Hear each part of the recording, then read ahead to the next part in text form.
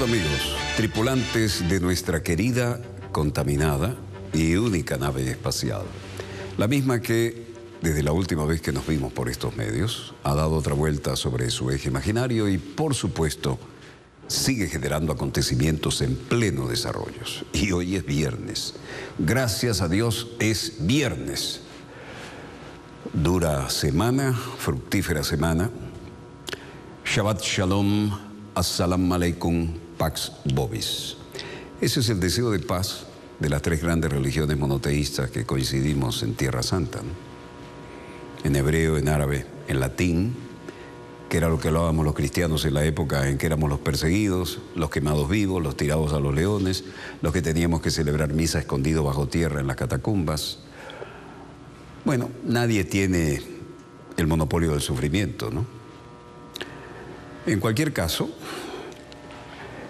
los temas de hoy tienen que ver con una, no por prevista, menos intensa situación de transición, como lo es el de la corona de gobierno de Arabia Saudita. La monarquía saudita tiene importancia fundamental para Estados Unidos. Primero porque es un aliado estratégico, segundo porque vean el tamaño en el área tan sensible del Golfo y además porque tiene una capacidad instalada y unas reservas que no superan las de la República Bolivariana de Venezuela, pero que sí pueden así aumentar o bajar, y eso por supuesto se refleja en la cotización del barril de petróleo. Bueno, la monarquía saudita suele caracterizarse por edades provectas y en este momento se rinde tributo al monarca desaparecido y ya está la sucesión afianzada en el trono.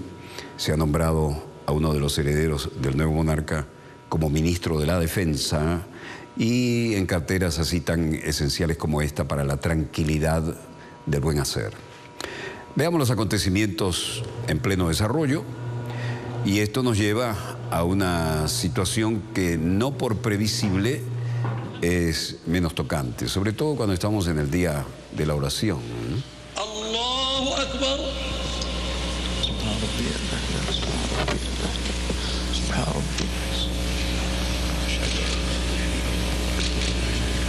El nuevo rey de Arabia Saudita apuesta por la continuidad y la senda marcada por su hermano Abdalá. El recién proclamado rey saudí Salman bin Abdulaziz Al Saud va por la continuidad de su reinado en un discurso dirigido a la población de su país, hora después del fallecimiento de su hermano y anterior monarca, el rey Abdalá bin Abdulaziz. El rey Salman las maestras marcadas por el reinado de su predecesor en el cargo. Textualmente dijo: nosotros mantendremos con el apoyo de Dios la senda firme que ha seguido este país desde su establecimiento con el rey Abdalá.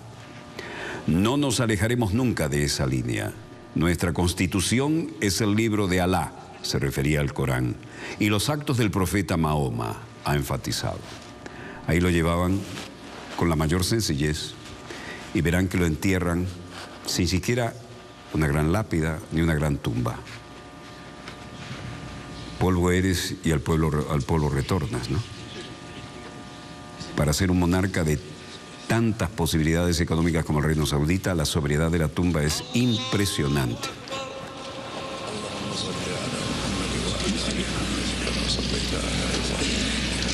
Asimismo, han llamado a la unidad y a la solidaridad de los países musulmanos y árabes, y también se han comprometido a servir a Arabia Saudita y a protegerla de cualquier daño. Así fue trasladado simplemente sobre una alfombra, sin féretro, sin pompas extraordinarias. El rey Salman ha designado a su sobrino y actual ministro del Interior, el príncipe Mohammed bin Nayef, como segundo en la línea sucesoria tras el príncipe Mukrim. Mohammed bin Nayef será el primero de la próxima generación en reinar en Arabia Saudí si las cosas van como están previstas. Se le conoce sobre todo por haber aplastado la insurgencia de la organización Al-Qaeda entre los años 2003 y 2006, mientras el jefe de las fuerzas de seguridad del reino petrolero era él mismo.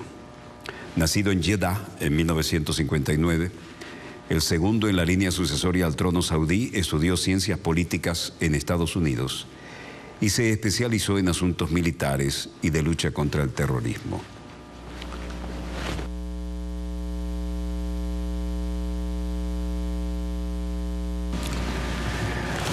Además, se han anunciado otros nombramientos clave en la jerarquía saudí. Su hijo Mohammed bin Salman será el nuevo ministro de Defensa y la máxima autoridad de la Corte Real.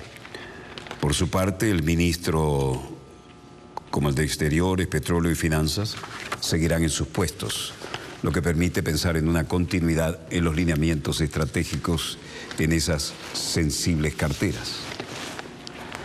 El rey Salmán, como dijimos, designa a su hijo Mohammed ministro de Defensa y nombra al titular de Interior segundo sucesor.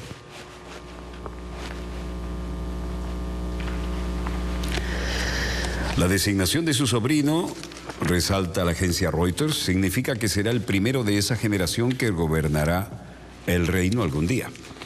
El príncipe Mohammed II, a partir de ahora en la línea sucesoria tras el príncipe heredero Mukrin, mantiene una estrecha relación con Estados Unidos.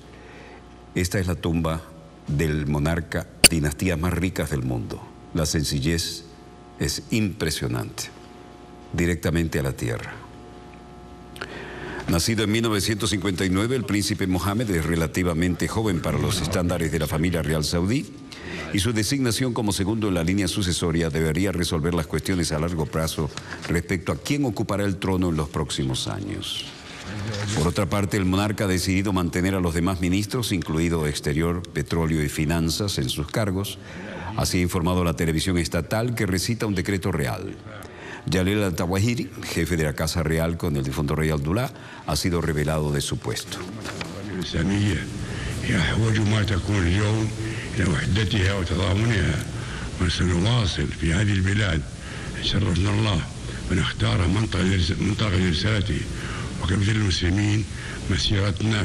Así, uno de los hombres más ricos en la historia, fue enterrado en la más sencilla de las tumbas. Aquejado de neumonía, Abdalá, de unos 90 años, su fecha de nacimiento exacta se desconoce, fue hospitalizado el 31 de diciembre en Riad y su estado requirió una intubación para ayudarle a respirar.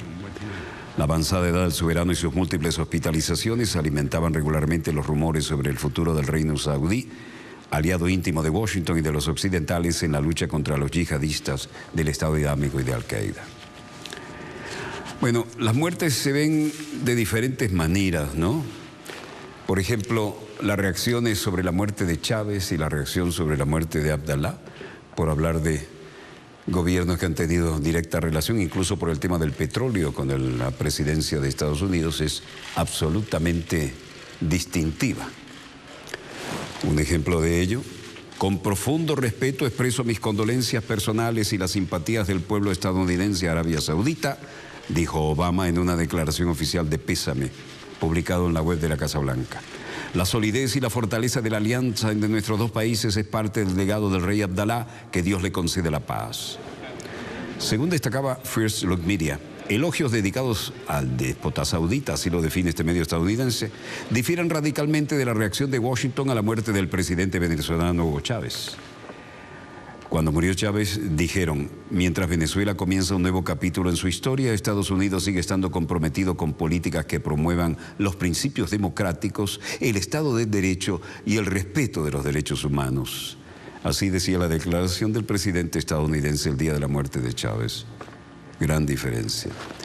Hugo Chávez fue elegido 4 veces consecutivas como presidente de Venezuela y de la manera más democrática, y tuvo el apoyo de la mayoría de los ciudadanos de este país debido a su dedicación a la lucha contra la pobreza, señala First Look Media de Estados Unidos. Y First Look enfatizaba la diferencia de reacción. Por su parte, el gobierno de la familia real saudita puede ser considerado, según este medio estadounidense, uno de los gobiernos más duros, a veces crueles, del mundo. Y solo durante las 2 primeras semanas de este año en el Reino del Golfo fueron ejecutadas 10 personas por distintos delitos.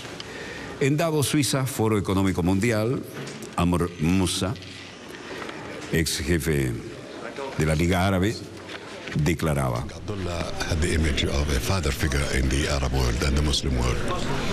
Usted sabe, el rey Abdullah tenía la imagen de una figura paterna en el mundo árabe y en el mundo musulmán y lo hizo mucho tanto para la estabilidad y la cooperación y la promoción de la cooperación entre los países árabes. Su papel en el establecimiento de la paz entre y poniendo fin al conflicto árabe-israelí y la enemistad palestino-israelí fue fundamental. Se podría recordar la iniciativa árabe del 2002. Creo que las relaciones entre Arabia Saudita y Egipto en particular seguirán siendo una de las piedras angulares de la situación regional en el Medio Oriente, porque es la política que está bien construida desde los primeros años del reino. Y yo creo que el rey Salmán continuará en la misma línea, dijo Musa, en el marco del Foro Económico Mundial de Davos, donde lo estamos viendo.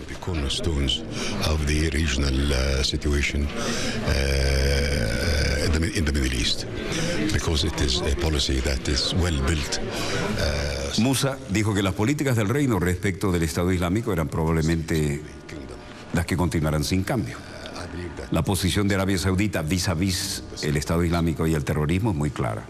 Se mantiene firme en contra de ellos y de hecho lleva una posición árabe duro frente a tal organización y políticas. Arabia Saudita enterrará al rey Abdullah en una tumba sin nombre. Así lo acaba de hacer hoy viernes. Ahora, después de que se mudó, asegurar una transición sin problemas mediante el nombramiento de un nuevo rey y el príncipe heredero para acallar los temores de inestabilidad dinástica en un momento de agitación regional. Los precios del petróleo subieron el viernes debido a la noticia de la muerte de Abdullah, que añadió a la incertidumbre en los mercados energéticos, que ya se enfrentan a algunos cambios más grandes en décadas. Mientras tanto, el secretario general Ban Ki-moon en Davos, Suiza, señalaba en una declaración conjunta que el rey Abdullah contribuyó considerablemente al desarrollo del reino bajo su liderazgo. Arabia Saudita logró notables progresos para el bienestar de su pueblo.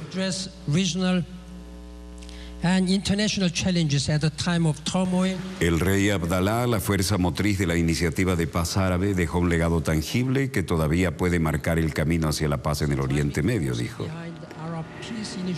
El secretario general rindió tributo a los esfuerzos del rey Abdalá en abordar diversos desafíos regionales e internacionales en lo que catalogó de tiempos de muchas perturbaciones y rápidos cambios. El rey Abdalá nació en 1924 y subió al trono el 1 de agosto del 2005 después del fallecimiento de su hermano y predecesor, el rey Fahd bin Abdelaziz. El trono pasó a su hermano Salmán bin Abdelaziz, príncipe heredero desde junio de 2012 y que hasta ahora ocupaba el cargo de viceprimer ministro y titular de la importante cartera del Ministerio de la Defensa. The bereaved family of King Abdullah, the government and people of Saudi Arabia. Las consecuencias de esto, bueno, el jefe del Fondo Monetario Internacional dice que es demasiado pronto para decir qué impacto tendrá en la economía global la muerte del rey saudí. Christine Lagarde, por su parte, rindió homenaje al rey saudí Abdullah hoy viernes, diciendo que era un firme creyente en el impulso de los derechos de las mujeres. Sin embargo, dijo que aún no estaba claro cuál será el impacto de la muerte del rey y que estaría en la economía mundial. Es demasiado pronto para decirlo y creo que tenemos que ver, dijo Lagarde, evadiendo el tema. Dijo, bueno, yo estoy muy triste por su muerte, le he reunido varias veces con él, va a dejar un gran legado, pero es una gran pérdida también. He was a great leader. Él fue un gran líder, implementó un montón de reformas en el hogar y de una manera muy discreta, que era firme defensor de la mujer, era muy gradual, de manera adecuada para el país, pero discutí este tema con él varias veces, pero él era un firme creyente. Lagarde dijo esto, como la estamos viendo, en el marco del Foro Económico Mundial de Davos. Los precios del petróleo subieron hoy viernes debido a la noticia de la muerte de Abdullah. Añadió la incertidumbre de los mercados energéticos este tema, ya que se enfrentan a algunos de los cambios más grandes en décadas. Abdullah, como informamos, murió en la madrugada del viernes y su hermano Salmán llega hacia ser rey. Impacto en el mundo de la economía el precio del petróleo es demasiado pronto para decirlo. Creo que tenemos que ver y esperar. Y así cerró su declaración. Todos los medios económicos seguían la noticia y en Davos también el expresidente israelí y premio Nobel de la Paz Shimon Peres dijo: la muerte de su majestad el rey de Arabia Abdullah es una verdadera pérdida para el Medio Oriente y una pérdida real para la paz en el Oriente Medio. Abdullah is a real loss for the Middle East and a real loss for the peace in the Middle East.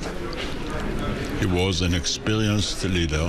Era un líder con experiencia y un rey sabio, y ha tenido el valor en un periodo muy exigente en el tiempo para levantarse y para introducir un proceso de paz en el Medio Oriente. And to introduce a peace process. No estoy seguro de que podríamos haber aceptado todos los elementos de este proceso de paz, pero el espíritu, la fuerza y la sabiduría invertido en ella impresionó a todos nosotros y pensamos que puede ser realmente parte de una base para hacer la paz. Impressed all of us, and we thought it can be really part of a base for making peace. Luego agregó: I admired his position. I think it is Yo admiraba su posición y creo que ha influido en muchas personas en todos los lugares, y espero que su legado, así como su propuesta, se mantendrá como un buen recuerdo de su larga historia de servir a su propio pueblo y por un largo tiempo muy importante iniciativas para lograr la paz en el Medio Oriente. and for a long time, an important one to bring peace to the Middle East. Durante su mandato de 7 años como presidente, Pérez utilizó el papel en gran parte ceremonial como púlpito para abogar por la paz con los palestinos y a menudo tomando una postura más conciliadora que el más que derechista Benjamin Netanyahu. 91 años de edad, renunció a su cargo en julio de 2014. Mientras tanto, en Davos también el presidente de Francia, François Hollande, declaraba sobre los temas de este foro mundial. Je vais dire aux entreprises, aux grandes entreprises, compris aux entreprises de la finance, qu'elles doivent... Yo voy a decir a las empresas, las grandes empresas, entre ellas las empresas financieras, que ellos también tienen que asumir sus responsabilidades. Esto significa luchar contra cualquier tipo de tráfico, contra los paraísos fiscales, contra los flujos de dinero ilícito, ya que es a la par de la lucha contra el terrorismo esta lucha. Tenemos que asegurarnos de que las empresas, incluidos los más grandes en el Internet o de otro tipo, puedan ser socios en la lucha contra el cambio climático. Será un gran problema para el crecimiento y las empresas tendrán que participar en eso. En cuanto al crecimiento en Francia y en Europa, Francia ha hecho esfuerzos, Francia está volviendo más y más competitivo, pero las empresas internacionales tienen que intervenir. A otra pregunta dijo: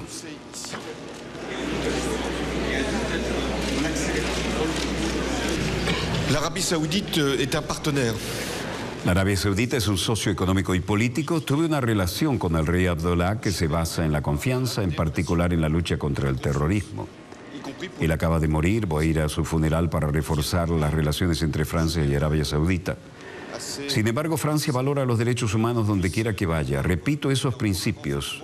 No hay principios que se aplican en un país, nuestro país, que no se aplicarían a otros. Estos valores son universales también cuando se trata de proteger la libertad de expresión. Sutil indirecta del presidente francés, ¿no? Y compris lorsqu'il s'agit de protéger la liberté d'expression. Y luego, volviendo a la economía, dijo: Francia quiere que el Banco Central Europeo desempeñe su papel. ¿Cuál es su papel? La lucha contra la inflación. Eso se logra ahora. La inflación está en su nivel más bajo. Pero lo que es correcto para luchar contra el desempleo y para el crecimiento debe ser un tema prioritario. Et de faire en sorte que la croissance soit prioritaire. Et c'est ce que la Banque Centrale Européenne vient de décider. Eso es lo que el Banco Central Europeo acaba de decidir y con respeto a su independencia solo se puede acoger esta decisión. Pero esto no debe ser una excusa para no reformar. Sería demasiado fácil decir que desde que el Banco Central Europeo ha mejorado la liquidez, que no lo hacemos, tiene que hacer nada ahora, ya que esto solo creará crecimiento. No, tenemos que ser más competitivos, más atractivos y hacer de la innovación el centro de nuestras políticas. Es bueno que el Banco Central Europeo haya tomado esta decisión. Préparé, annoncé, mais c'était à la Banque Centrale En Européenne. realidad ya se había previsto, incluso anunciado, pero fue hasta ahora que el Banco Central toma decisiones con independencia y ahora le toca a ellos y a nosotros tomar este impulso, acelerar. Y esto es exactamente lo que Francia tiene previsto hacer en los próximos días. Muchas gracias. Hollande llamó al empresariado a luchar contra el terrorismo al mismo tiempo. En su discurso en el Foro Mundial, instó a las compañías a establecer reglas al respecto y ser actores principales en la regulación general necesaria para que el terrorismo no continúe sacando provecho de las tecnologías a favor de sus objetivos. Florencia mucho malestar con el tema de la pobreza, y estas son protestas. La Europa de Renzi y de Merkel solamente crea pobreza. Políticos de centro derecha, como el partido Fratelli d'Italia y Giorgia Meloni, tenían algo que decir al respecto, ¿no? En las últimas horas, Matteo Renzi mostró los principales monumentos de Merkel en Florencia. Mientras tanto, hemos establecido aquí lo que creemos que es el monumento más importante de Italia en estos momentos, el monumento a la pobreza. El monumento a la pobreza. Millones de personas, los desempleados, las personas obligadas a retirarse, los trabajadores autónomos precarios, los empresarios en quiebra, han pasado el umbral de la pobreza también, y sobre todo gracias a las políticas económicas impuestas por Angela Merkel en Italia. Las políticas de los gobiernos incapaces de defender los intereses de Italia se han aplicado. Por lo tanto, creemos que Renzi y Merkel deben tener el valor de venir aquí y ver qué resultados han producido las políticas absurdas de los últimos años. Es decir, decimos nosotros, el paquetazo neoliberal. Dijo uno de los manifestantes, Giorgia Meloni, un político de centro derecha, esto, ¿no? Junto a David Miguel Ángel, Merkel y Renzi se reunieron en longitud para discutir los planes alemanes para la presencia del G7. Hablando en Davos, Suiza, Merkel había advertido a pares europeos no facilitar el apagado en las reformas económicas, después que el Banco Central Europeo anunció nuevas medidas audaces para impulsar el crecimiento de la zona euro. La protesta del viernes tuvo lugar fuera de la Academia de Florencia, donde Merkel realizó una conferencia de prensa conjunta con Renzi, como estamos viendo, y hablaron delante del nudo David de Miguel Ángel, una de las más famosas obras maestras del Renacimiento, que por cierto tiene una copia exacta y autorizada en Montevideo. En las últimas palabras, Matteo Renzi mostró principales monumentos de Merkel a Florencia. Mientras tanto, hemos establecido aquí lo que creemos que es el monumento más importante de Italia en este momento, el monumento a la pobreza. Millones de personas están en ella. Renzi compareció ante la prensa junto con Merkel para analizar las medidas más recientes tomadas por la Unión Europea y aseguró que las decisiones tomadas por el Banco Central, anunciadas por su presidente Mario Draghi, no deben servir de excusa para bloquear reformas. Y Angela Merkel dijo, para mí, como un político, como dije ayer, es importante que no dejemos atrás la aplicación de las reformas.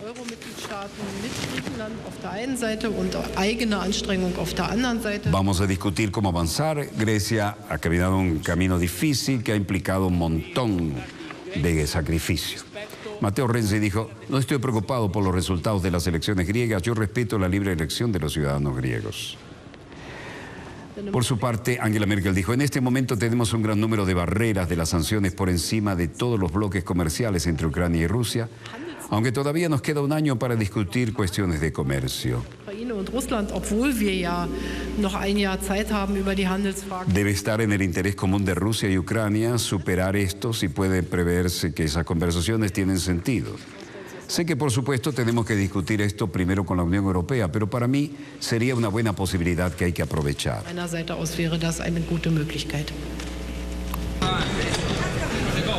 Mientras esto ocurría allí, en otras latitudes europeas, en Atenas concretamente, Alexis Tsipras declaraba que Syriza respetará los objetivos fiscales, pero no lo firmado por Samaras.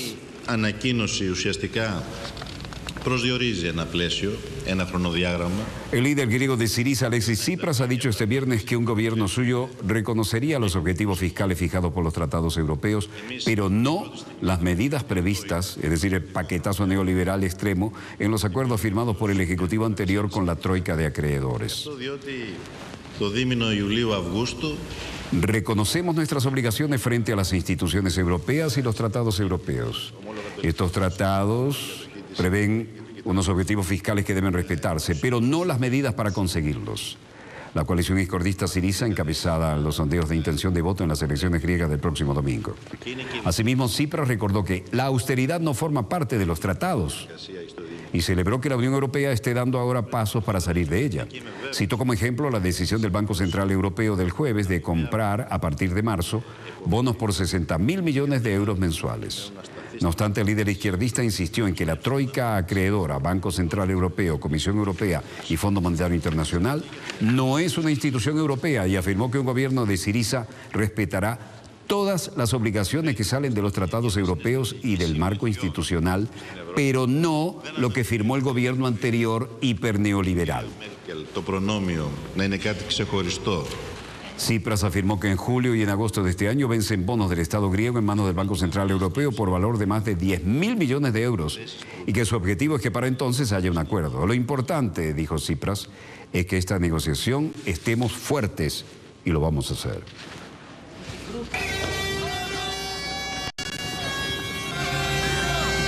Mientras tanto, Samaras promete terminar la negociación con la troika en febrero y ataca a Syriza en su último meeting.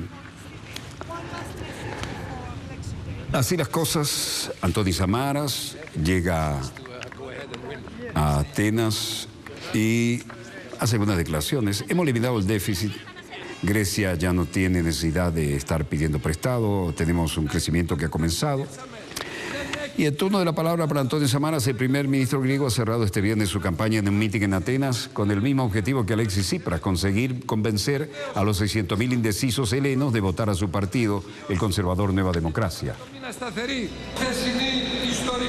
Cuenta con varias bases a su favor. Su gobierno ha devuelto a Grecia la senda del crecimiento. El PIB del país se expandió en 0,7% en el tercer trimestre de 2014. Y otros logros parecidos, pero el líder de Nueva Democracia ha centrado su último discurso, el que estamos viendo, a desacreditar a su rival, acusando al partido de Tsipras de servir al lobby del dragma y de estar poniendo sombrillas ante la lluvia del dinero.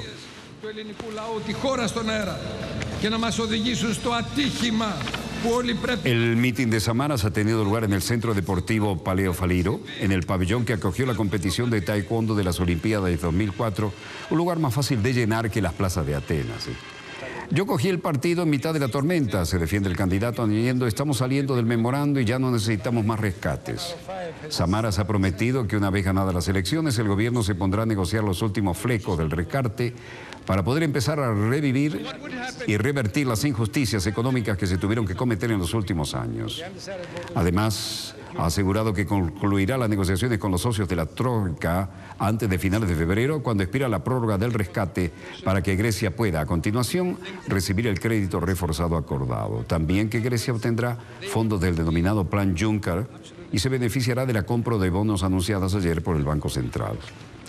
Bueno, este hombre enfrenta las urnas el próximo domingo partiendo en desventaja en las encuestas con respecto a la izquierda radical.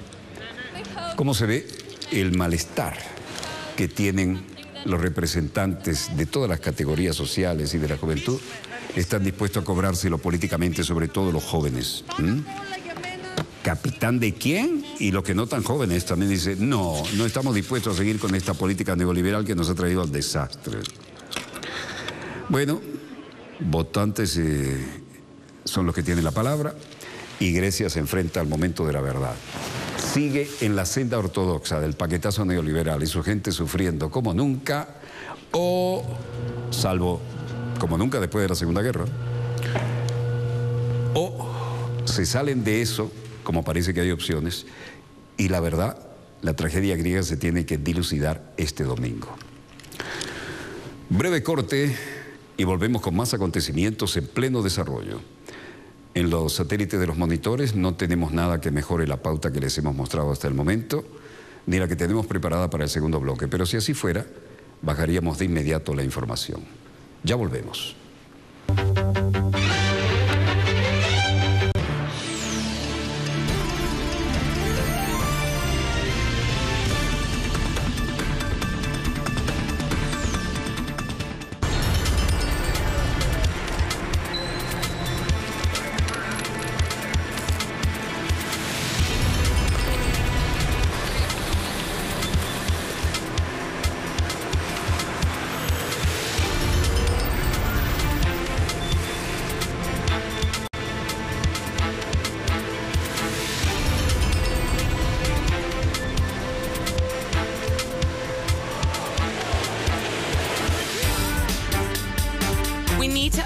The world we live in. We require news with critical points of view, thorough analysis and social commitment. This information is vital to think, to understand, and to change. The world demands a new perspective. telesurtv.net/English. Wherever the news, you'll be there. Porque hay historias que superan los 140 caracteres. Semana a semana viajamos por los 5 continentes para contártela. Retratos vivenciales de nuestro mundo.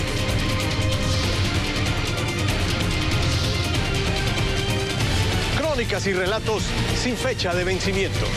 No son tweets, son historias. Todos los domingos por Telesur, la señal informativa de América Latina. En esta entrega de MP3 Gira Latina, Bayano sigue descubriendo nuevos destinos musicales de la mano de las trovadoras cubanas desde el sur hasta las Antillas. Aquí canta un caminante que muy mucho ha caminado y ahora vive tranquilo y en el Cerro Colorado. MP3 Gira Latina. Que si me dejas este sábado, solo por Telesur.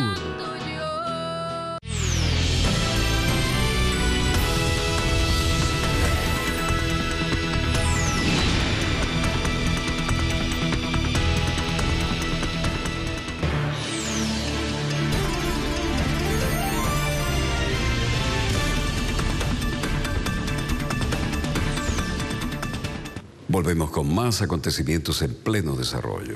La generación de relevo de aquellos que emigraron a Estados Unidos y se radicaron en la Florida, ya la segunda generación tiene apetencias políticas y no falta alguno que diga que quiere ser el primer latinoamericano en la Casa Blanca. Como ellos, alguien como Marco Rubio, la loba feroz Ros Lehtinen ya va pasando cuarteles de invierno, pero resulta interesantísimo todo el movimiento que se desarrolla en lo que la vieja Guardia Cubana llama la gusanera, pensando que esta vez pueden tener, y vaya que definen esto, ¿no? No olvidemos que Bush hijo llegó a la Casa Blanca porque se robaron las elecciones en el estado de la Florida, ¿no? Allí impidieron que votaran los negros, impidieron que votaran la tercera edad en muchas zonas, y además como al final la cosa la decidía el colegio electoral, porque allá tienen elecciones en segundo grado. Qué casualidad, ¿no? El hermanito del que fue presidente entonces era el gobernador de la Florida. Bueno, en la Florida se siguen cocinando cosas, ¿eh? Y hay una nueva generación que dice, bueno, nos toca a nosotros ahora también intentar llegar a la Casa Blanca. Desde luego han hecho toda su campaña con el más feroz macartismo y hablando peste de lo que ocurre en la isla, mientras ahora resulta que Obama abre las puertas al diálogo con la isla. Marco Rubio es uno de estos querubines.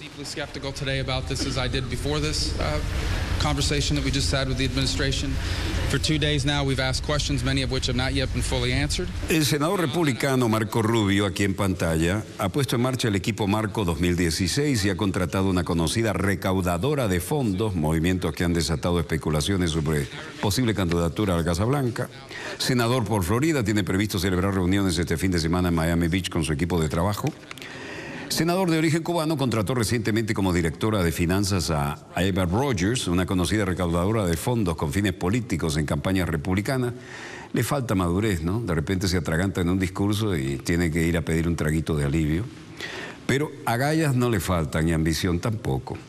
Rubio, de 43 años, además ha instado a sus asesores a trabajar como si estuvieran en campaña hacia la Casa Blanca, según los mismos medios. A la derecha, Ros Lehtinen.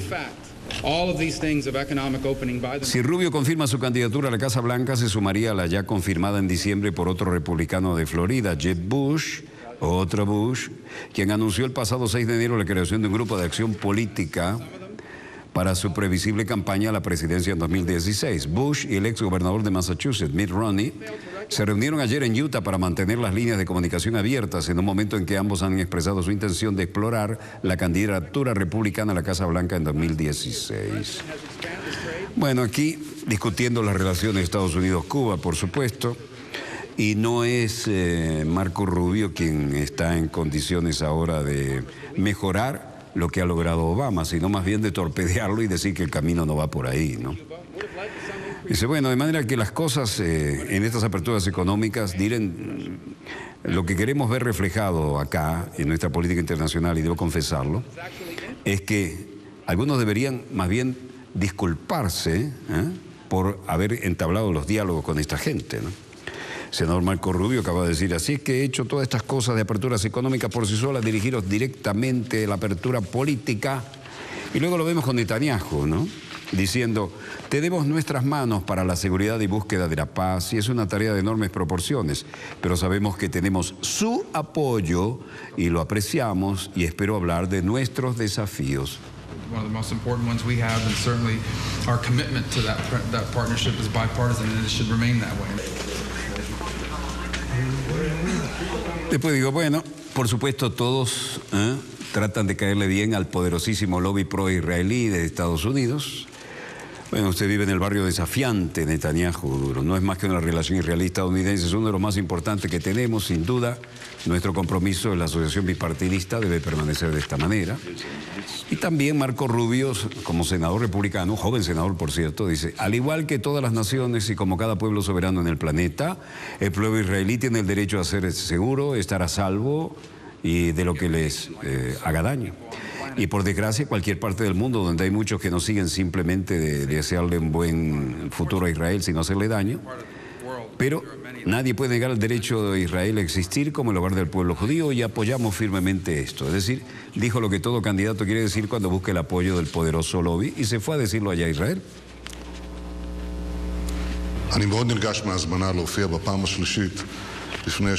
Netanyahu dijo, estoy muy emocionado de ser invitado por tercera vez a comparecer ante ambas cámaras del Congreso de los Estados Unidos. Nos acercamos al punto de decisión sobre la cuestión nuclear iraní. Durante años he estado luchando esfuerzos iraníes para lograr las armas nucleares y eliminarlas. Y es muy importante que la voz de Israel sea oída, así como nuestra posición sobre el Islam radical, que nosotros y el mundo entero somos objeto de su amenaza. Ciertamente este es un gran gesto para el Estado de Israel y para nuestra lucha conjunta a todas las sociedades civilizadas. ¿Por qué esto?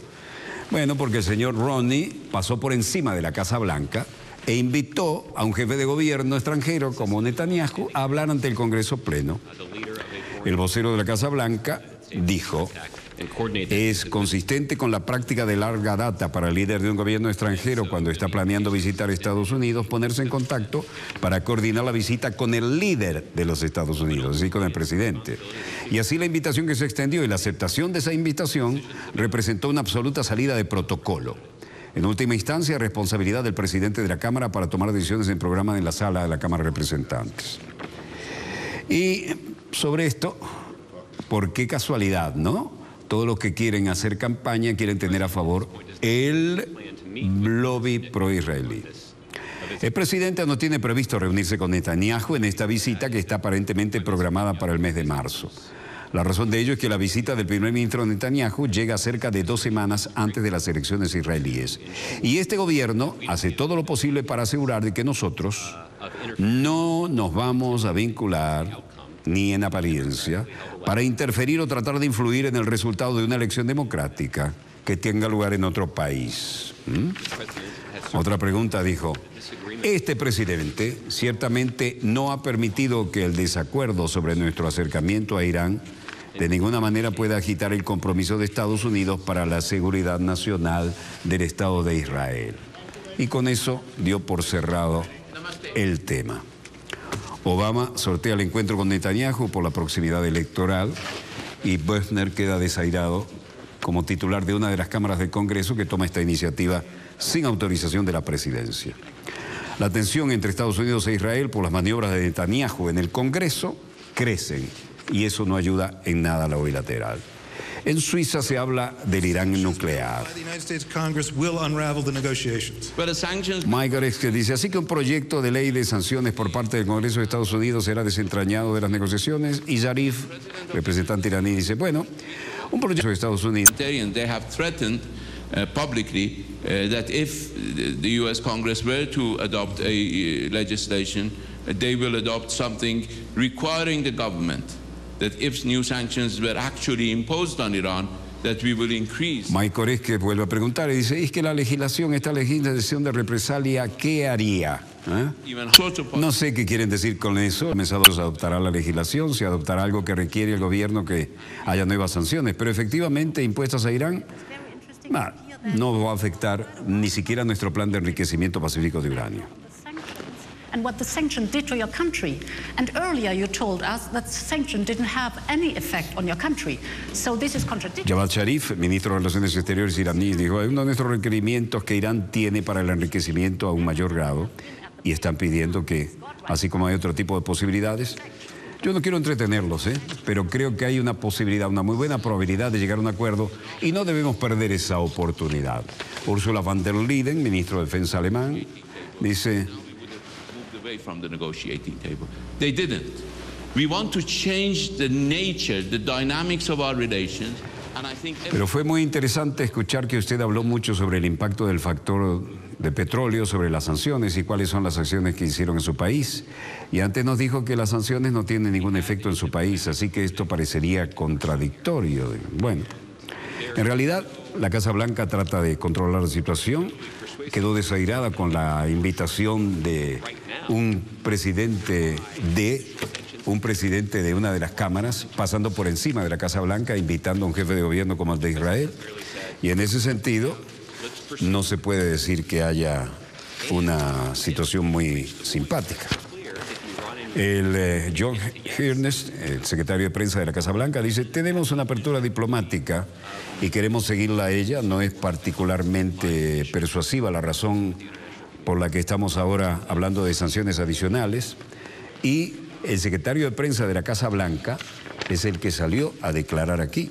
Tenemos una apertura diplomática que podemos seguir aquí y allá, no es razón particularmente persuasiva, pero el presidente ha limitado a decir que deja una apertura diplomática, y si llegamos al punto en que es evidente que el régimen iraní no puede llegar a entendimientos, yo creo que el presidente lo ha escrito. El presidente feliz se ha hecho que está más dispuesto a trabajar con el Congreso para aplicar presión adicional en estrecha colaboración con la comunidad internacional. Bueno, así las cosas en Ucrania. La situación parece estar bastante complicada. Los prorrusos descartan nuevas treguas y anuncian una ofensiva. El líder de los separatistas prorrusos de Donetsk, Alexander Yagarenchenko, ha anunciado este viernes una ofensiva contra las fuerzas de Kiev hasta los límites administrativos de la región. Y ha descartado nuevas iniciativas de paz por parte de los rebeldes. No habrá más treguas y ha señalado que las milicias ya combaten con los soldados ucranianos en varias localidades y que continuarán la ofensiva hasta las fronteras de la región de Donetsk. Y esto ha sido confirmado por las agencias rusas, aparentemente.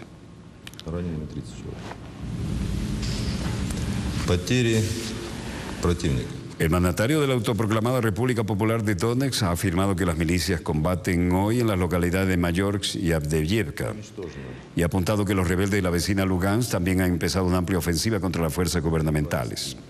Combatiremos hasta llegar a las fronteras de la región de Donetsk, pero si además veo amenazas para la tierra de Donetsk provenientes desde cualquier otra localidad, la liquidaremos allí mismo, ha dicho en la reunión.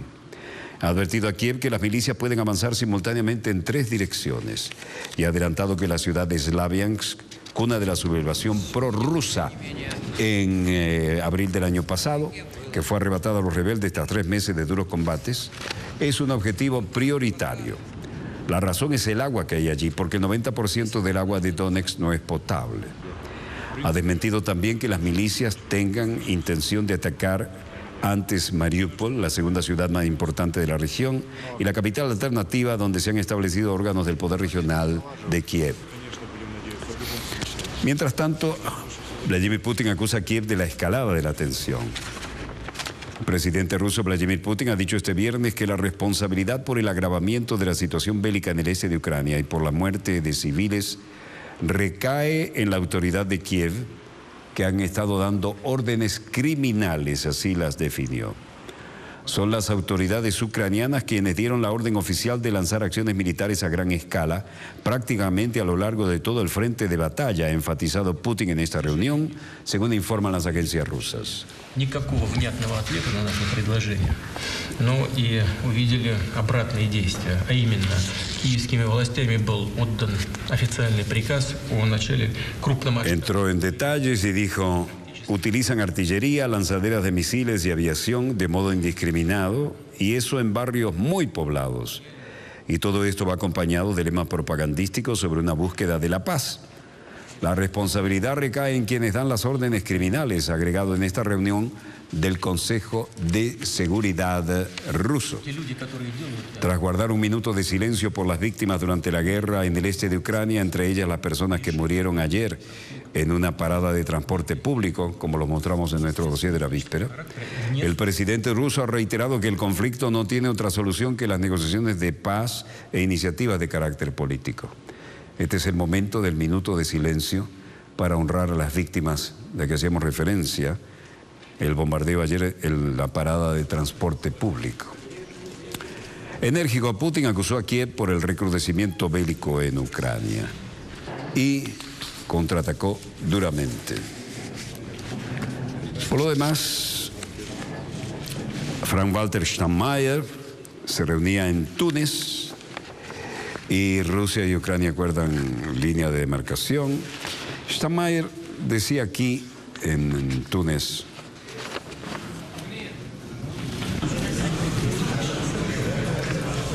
was die Situation in der Ostukraine angeht, so deutete der tanto allá como la situación al este de Ucrania nos concierte, la erupción de la violencia de ayer y en Donetsk indica que hay grupos que evidentemente quieren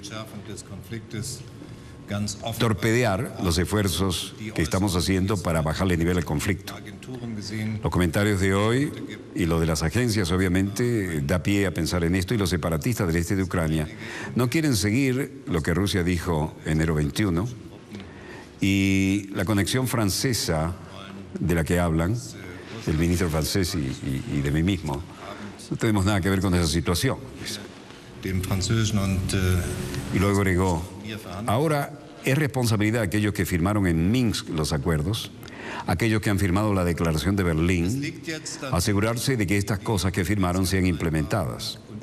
Pero el comentario de los líderes separatistas ha reaccionado hoy y se refleja en las agencias. No parece tener otra cosa que el deseo de guerrerista, ¿no? Lograremos la desescalada de este conflicto si comenzamos por bajar el nivel de lo que se declara, controlar el armamento y cumplir con el acuerdo de Berlín que se firmó recientemente.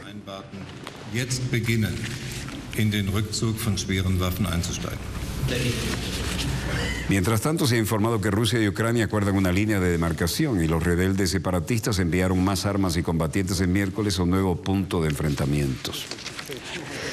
Jefe de gabinete japonés Yoshihide Suga se refirió a la amenaza de decapitar a estos dos periodistas japoneses, tal como mostrábamos días atrás en estas imágenes en carácter de primicia, si no entregan $200 millones.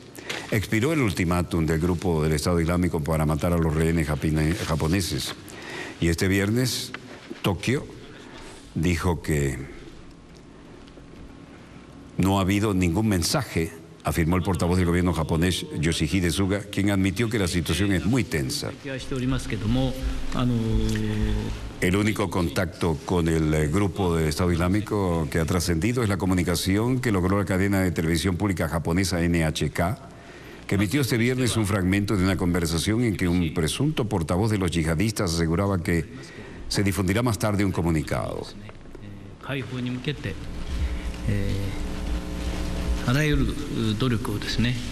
Entre tanto, la madre del periodista Kenji Goto rogó a los captores de su hijo que no lo maten. Se lo suplico, señores de gobierno, por favor salven la vida de Kenji, declaró Junko Ishido en un comunicado. Él no es un enemigo del Islam, agregó.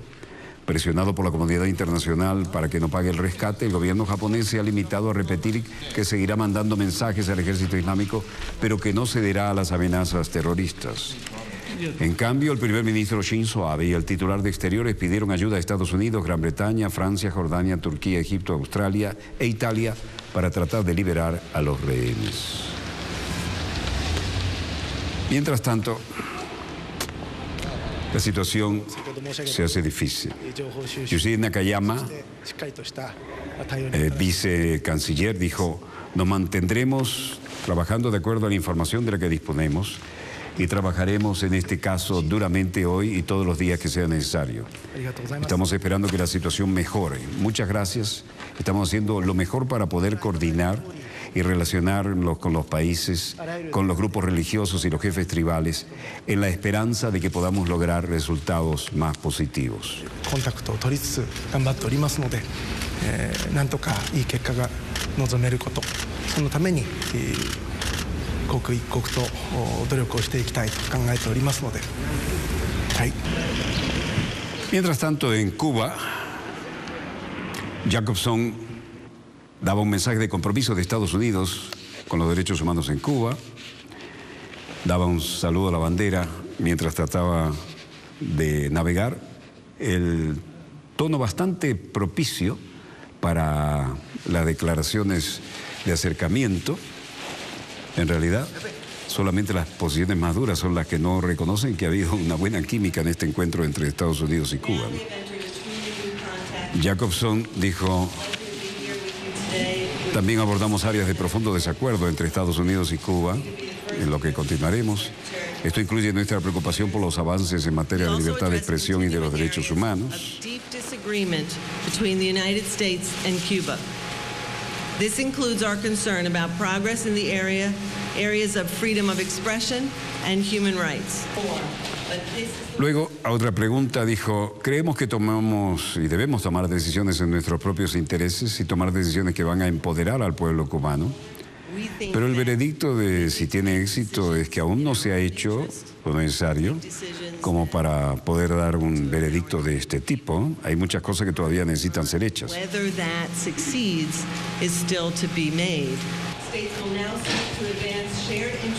A otra pregunta dijo: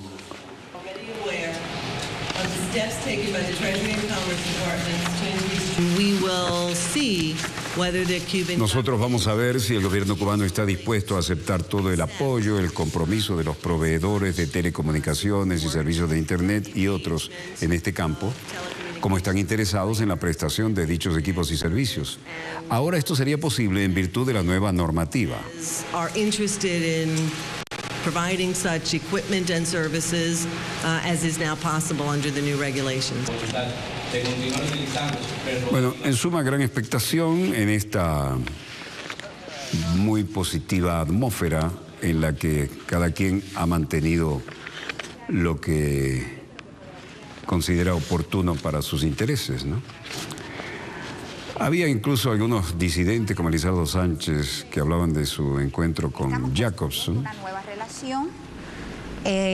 Una relación que no ha existido en 54 años. Dina Vidal confió en un futuro mejor para nuestros países. Dijo: confío en un futuro mejor y en eso confío.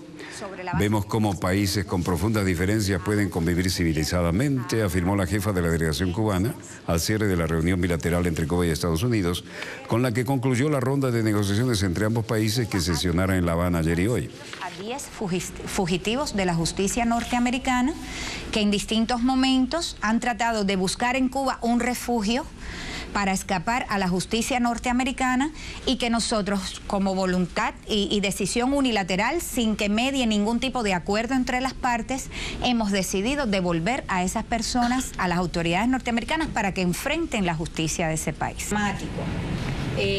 Yo creo que eso es lo menos complejo, pero tenemos aspectos del bloqueo a Cuba el pasado 17 de diciembre. Tenemos visiones distintas sobre los derechos humanos y ayer se lo decíamos a los norteamericanos. Cuba tiene serias preocupaciones por la situación de indefensión, por ejemplo, en que se encuentran los prisioneros en la base naval de Guantánamo, en el centro de detención. Cuba tiene serias preocupaciones por las torturas que se han aplicado a esas personas.